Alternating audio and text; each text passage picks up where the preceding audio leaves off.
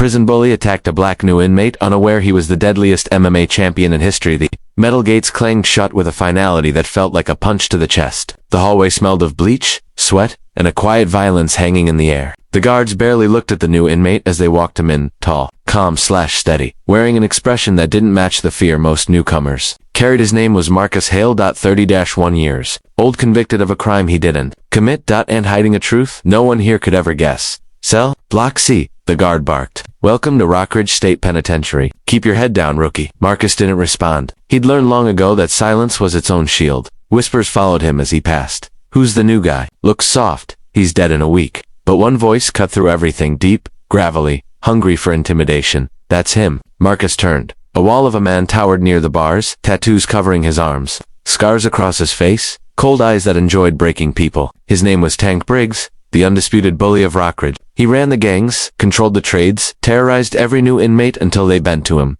Tank grinned with rotting teeth. Fresh meat? Other inmates chuckled nervously. He ain't gonna last the night, someone muttered. Marcus kept walking. Tank slammed his fist into the bars. Hey, I'm talking to you. A guard eyed the situation but didn't intervene. No one interfered with Tank. Not unless they wanted trouble, Marcus simply said. Not interested.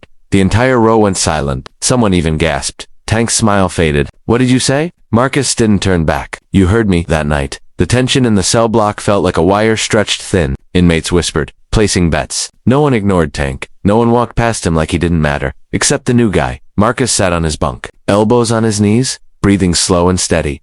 Across the cell, his cellmate Rico watched him with wide eyes. Man, you have no idea who you just pissed off. Marcus said nothing. Rico leaned in. Tank takes new inmates as a challenge. If he doesn't break you, people think he's losing control, which means he'll come hard, real hard. Marcus finally looked up. Let him. Rico blinked. Are you suicidal? No, Marcus said softly. Just done being afraid of the wrong people. The next morning, right after breakfast, Tank made his move. Marcus walked into the yard, the sun barely touching the concrete. The basketball courts were empty. The weight benches were half full. The gang corners were watching like vultures waiting for a kill. Rico whispered from behind him, careful.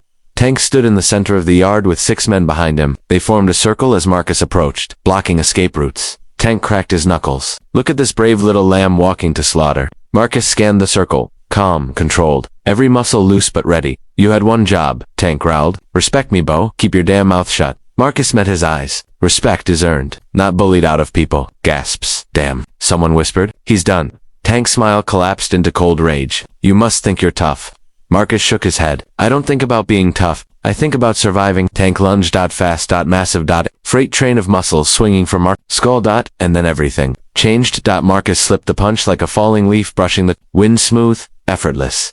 He moved with a precision that didn't belong in a prison yard. 2 more hits came, wild, powerful, but Marcus stepped aside, and Tank's fist slammed into another inmate instead. The crowd roared. What the hell? Who is this dude? Tank snarled and charged headfirst. Marcus breathed once, then struck. 1 step forward. Left elbow to Tank's jaw, right palm to the sternum, a sweeping leg hook. All in half a second. Tank's massive body hit the ground so hard the concrete echoed. The entire yard went dead quiet.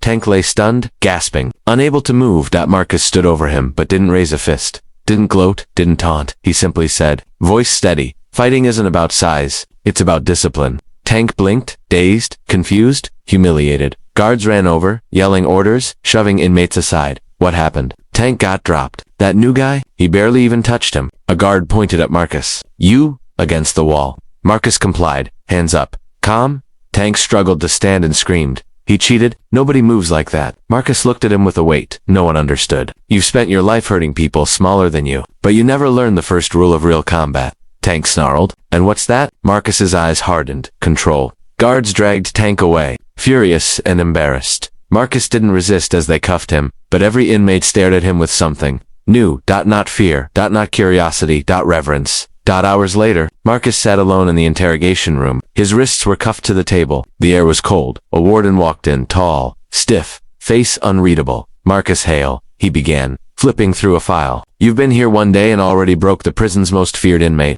Marcus stayed silent. The warden sighed. Look, we have a problem. Because earlier today, I received a sealed letter from a government agency I'm not even allowed to name. Marcus slowly looked up. The warden continued carefully. It says you are not to be harmed. You are not to be approached. You are not to be placed in general population. Marcus said nothing. The warden closed the file. Do you want to tell me why a federal agency is protecting someone convicted of assault? Marcus exhaled slowly. I didn't commit that crime.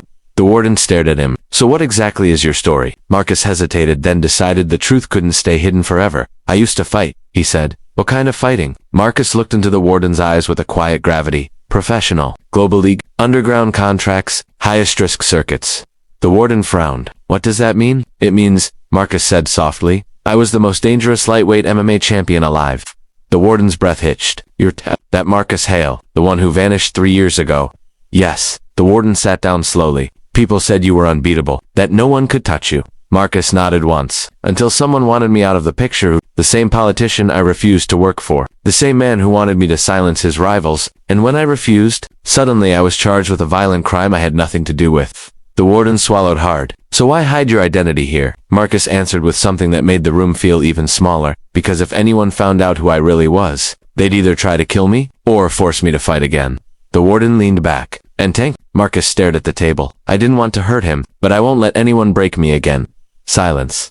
Then the warden stood. You will be moved to protective custody, effective immediately. Marcus shook his head. No, I'm not hiding, not anymore. If I run from men like Tank, I'll never stop running from the people who truly want me gone. The warden studied him long and hard, then slowly nodded. You're not like the others.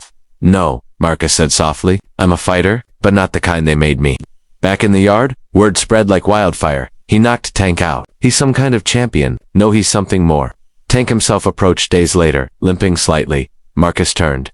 Tank lowered his voice. Look, I don't want to be enemies. Anyone who drops me like that gets my respect. Marcus studied him, then respect others the same way. Tank breathed in deeply. I'll try. For the first time, the prison bully walked away. Humbled, not out of fear, but out of awakening. Marcus became something unexpected in Rockridge, not a threat, not a legend, a protector. He broke up fights before they started, stayed calm when chaos hit. He coached inmates on discipline, breathing, control. He showed them strength didn't require cruelty, and slowly, the place began to change. Not because Marcus was deadly, but because Marcus was different. Moral of the story, true strength isn't proven by hurting others. It's proven by protecting people even when you have every reason to destroy them. The strongest people aren't the ones who win fights, they're the ones who teach others how to stop fighting.